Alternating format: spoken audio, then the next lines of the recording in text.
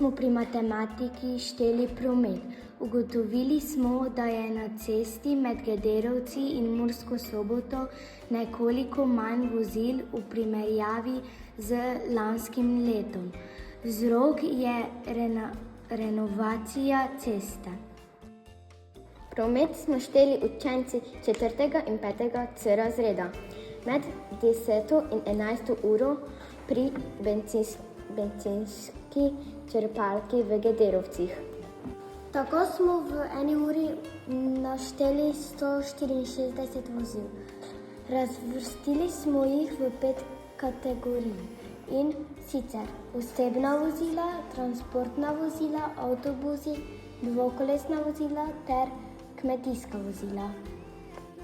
Podatke smo zbrali v preglednici ter jih ročno ter računalniško obdelali s stolpičnim prikazom.